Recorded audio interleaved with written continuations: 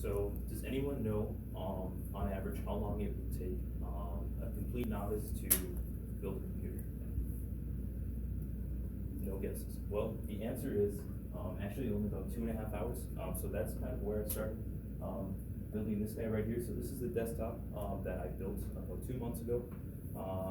This is my cultural artifact, and it represents the community, personal computer enthusiasts. And in a lot of ways, this computer helps represent the culture's values, as well as uses in the culture, not just in the culture, but in my own life as well. Within the culture, starting off, there's a lot of uses for personal computers. Some of my favorite are just web browsing, research, video editing, gaming, and communication. And computers represents a lot of different values. So first of all, problem solving. When you're building a computer, the first problem that a lot of people tend to notice is that they don't know how the parts actually fit within the case. So you got to take the case off and try to fit everything in there. So how they fit in there, a lot of people want their computers to look really nice. They're going to be displaying them. A lot of the cases have the glass panel on the side. So between the wires organization and the parts, they just want it to overall look really nice to people. Another value would be critical thinking. So a lot of people build computers so that they can program them. Linux is a common operating system that is used.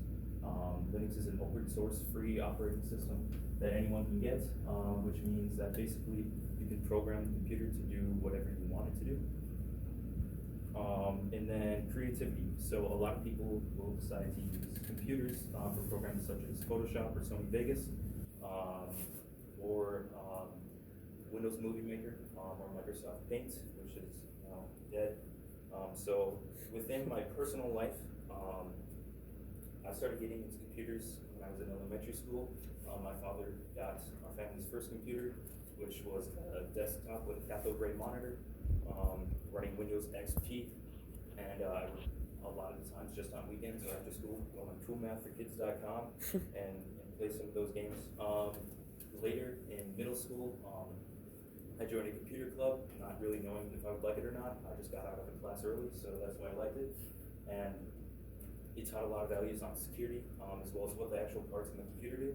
Later in high school, the high school that I went to entrusted us with our own personal computers, but they also put a lot of blocks on them, so you couldn't play games, you couldn't access websites like Netflix, you couldn't install anything.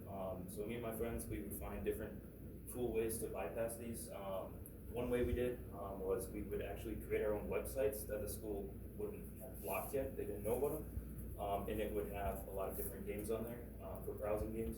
Another thing that we would do is if we wanted to download a game on our computer, we would install it on a different computer, put it in a zip file, transfer it onto a flash drive, and put that flash drive in our computer, and put the stuff, the games files on the computer. A thing that got me into coding, again, a common use for computers, was one of my friends started taking a coding class in high school, and he developed a virus that he actually put on all the library's computers, and basically it would open up the optical drive, which is where you would put a CD or a DVD into the computer, and it would just continuously open and close that, and the librarians were just amazed that this was happening, but also they had no idea what was going on, and IT kept having to reset all the computers, which would terminate his program, but then he'd just do it again. So that was really fun. And then, of course, eventually I was able to save up enough money to build this guy right here, which is something that I'm really proud of. So some values for myself is, right now I'm in computer science, so the problem solving, a lot of programs will represent themselves as puzzles waiting to be solved. So problem solving really helps. Critical thinking helps people to optimize solutions for that problems. How can we get this program to run as efficiently as possible? And then creativity. Programs are meaningless if they're not able to be used by people. So creating meaningful interfaces between a person and a program really helps, and creativity is a good medium that can be expressed. So I hope that you guys kind of got an understanding of of how computers are represented within that computer enthusiast culture, as well as the values of critical thinking, creativity, and problem solving, and how those apply in my life as well.